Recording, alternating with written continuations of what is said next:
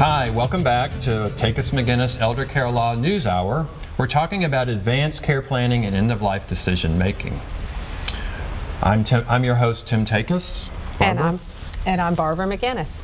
And we're back with a hospice professional, Miss Cherie Crowley. She is a nurse and the executive director of HighPoint Hospice. Welcome, Cherie. Thanks for having me. Can you tell us a little bit about your role? My role at HighPoint, I am the executive director administrator for all the clinical and operational programs over the whole program that we offer to 7 surrounding counties. And it's over both palliative care and hospice care, right? Correct. Can you tell us a little bit about the difference between the two? Well, all of hospice is considered palliative care, and palliative care is just sort of a fancy word for comfort care, but obviously not all palliative care is hospice. You can actually be receiving palliative care and still receiving congruently with treatment. So a patient can be on palliative care, and have a cancer diagnosis, and also be receiving chemotherapy, and the palliative physician or nurse practitioner would be managing the patient's symptoms. So is that a common misconception about hospice, that sometimes our clients come to us and they say, well, I don't want to do hospice because that's like giving up? Right, and in those situations, we always try to explain to patients or families that hospice is not about giving up. It's about redirecting the focus of care. Where we once, we're focusing on a cure for the illness, and there's not a cure. We redirected the focus to comfort and trying to do everything to aggressively treat the patient's symptoms to make them as comfortable as possible. Well, speaking of aggressive care, I think you've got a picture you want to show us and talk to us a little bit about. Yes, actually this is a picture that's put out by the CAPC, the Centers for Advanced Palliative Care, and in this picture we use it when we're doing a lot of educational pieces to physicians and other clinicians when they're onboarding with us, and even when they're onboarding with the hospital. In this scenario, it's obviously a patient that's in an ICU setting. They're hooked to a ventilator, which is a machine to help patient breathe, and tube feedings to keep the patient in feedings going, catheters, basically tubes in every orifice. I want to ask people, when you think about your own end of life or the end of life of someone that you care about, and when you show this picture, that's never what anyone imagines. We know that 20% of people at the end of life, they know that no matter what their diagnosis is, that they want every medical intervention possible done. And then 20% of people know that at the end of their life, they've already made the decision that if I'm faced with a life-limiting illness, that I want only comfort measures, maybe hospice. But there's 60% of people that have not thought about it or don't want to talk about it. And by showing this picture, I usually always try to just empower clinicians, that it's our responsibility as patient advocates to, educate patients and families of what their choices are, to make sure that if this is not what they want, that they don't end up like this. In this picture, we're not sure if this was actually an active decision, that the patient really wanted this, or if it was a passive decision.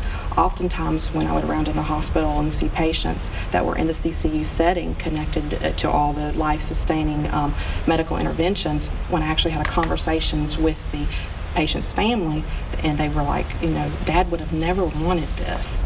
And so it's like, how do we end up here? This is never what the patient wanted. So then we try to empower the family in basically a way to understand, withdrawing some of these aggressive interventions. Right. And missed conversations become missed opportunities. So sometimes you have to look for those conversations, right? Right.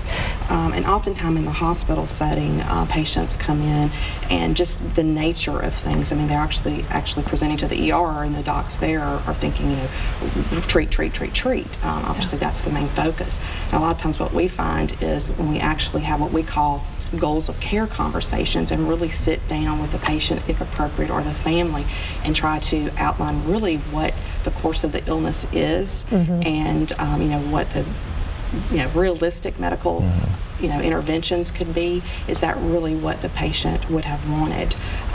In the course of what we call goals of care conversations, we do a lot of benefit versus burden.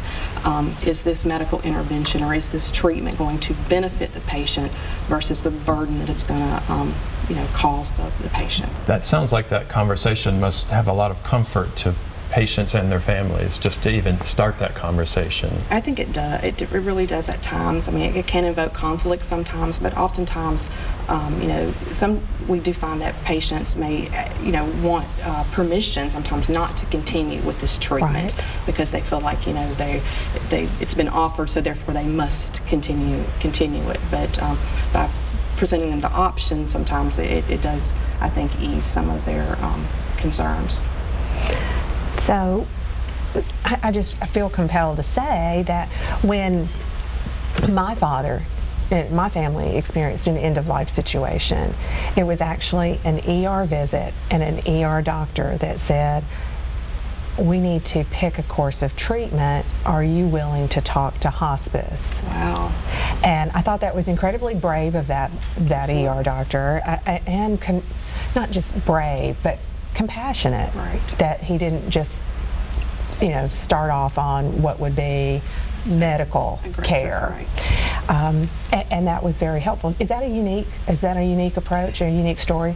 It is sort of rare, to be honest, but it is not uncommon. We do have some scenarios where we are consulted from the ER. Mm-hmm. It is, you know, we would, in that situation, go to the emergency room and meet with the family, and, you know, go ahead and evaluate the patient and see if the patient's appropriate. But it's not as common as you would probably think. Mm-hmm. Or hope for. Right. Mm-hmm. Right.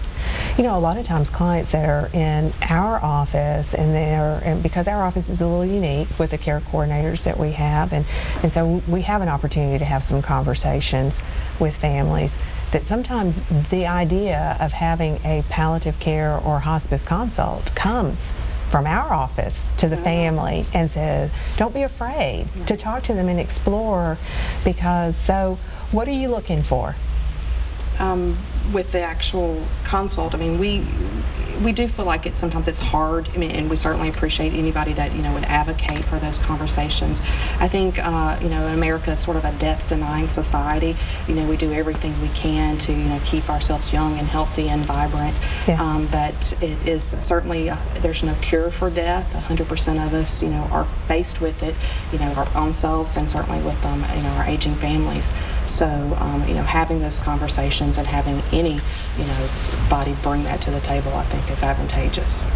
Can you give us a couple, maybe 2 or 3 takeaways that you would like for our viewers to know about advanced care planning and maybe end-of-life decisions? I think takeaways or advanced care planning, I think one, being prepared kind of empowers or ensures that maybe at the end of your life you're able to have what you want, and maybe almost just as importantly have what you, or not have what you don't want.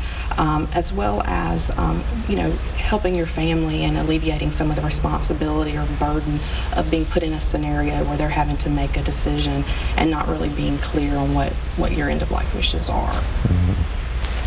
So what about documents? How important are those to hospice? I mean, documents meaning healthcare, powers of attorney, advanced care plans. We've seen a lot of, you know, people walk in and they want maybe a whole scripted out, well, if I have this, I want that. Do you think that's helpful for patients? It's certainly helpful when they present with the documents.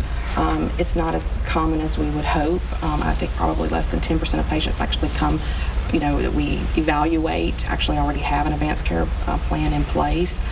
We actually, during the goals of care conversations, you know, we're reviewing that if they have it, or we're, you know, talking to them about a post form.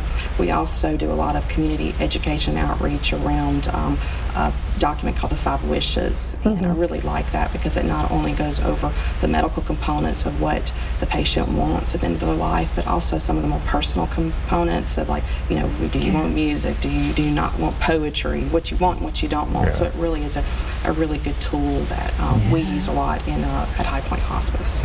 This is a great conversation, and I appreciate Cherie Crowley being here with us. And we're going to go to break again. And when we come back from break, we're actually going to talk to some innovators in end-of-life care, people that are pairing volunteers with people at the end of their life. So we'll be right back.